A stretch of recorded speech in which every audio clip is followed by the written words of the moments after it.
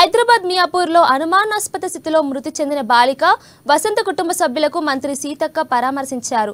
మహబూబాబాద్ జిల్లా మరిపేడ మండలం లక్ష్మతండాకు వెళ్లి బాలిక చిత్రపటానికి నివాళులు అర్పించారు. బాలిక తల్లిదండ్రులకు ధైర్యం చెప్పి సంతాపం తెలిపారు. ఇక బాలిక కుటుంబానికి ప్రభుత్వ పరంగా అండగా ఉంటామని హామీ ఇచ్చారు. రాష్ట్రంలో ఎలాంటి అవాంఛనీయ ఘటనలు జరగకుండా ప్రభుత్వం చర్యలు తీసుకుంటుందని అన్నారు. రాష్ట్రంలో గంజా మత్తు మాఫియాలను ఉక్కుపాదంతో అణిచివేసేందుకు సీఎం రేవంత్ రెడ్డి కృషి చేస్తున్నారని మంత్రి సీతక్క స్పష్టం చేశారు.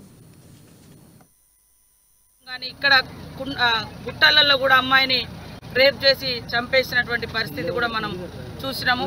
ఇవన్నిటికి కూడా అంతం పలకాలన్నటువంటి లక్ష్యంతో వీటికి మూలంగా ఉన్నటువంటిది విచ్చలవిడిగా ఈ అత్యాచారాలు హత్యలు చిన్నపిల్లల మీద ఇవన్నీ జరుగుతున్నాయి అంటే విచక్షణ కోల్పోయి దానికి మూలం గంజాయి డ్రగ్స్ అనేది సీఎం రేవంత్ రెడ్డి గారు గుర్తుంచే ఈరోజు వాటి మీద ఉక్కుపాదం మోపాలన్నటువంటి సంకల్పంతో అధికారులకు అందరికి కూడా ఎప్పటికప్పుడు పోలీసు అధికారులకు పూర్తి స్థాయిలో అధికారం ఇవ్వడం జరిగింది.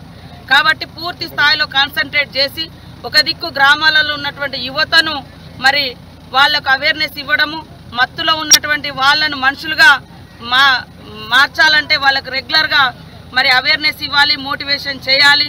మరి ఎక్కడెక్కడైతే అలాంటి గంజాయి మత్తులో ఉంటున్నారో లేకుంటే మా ముగ్గురం పర్సనల్గా ఇచ్చినాం కుటుంబం కోసం.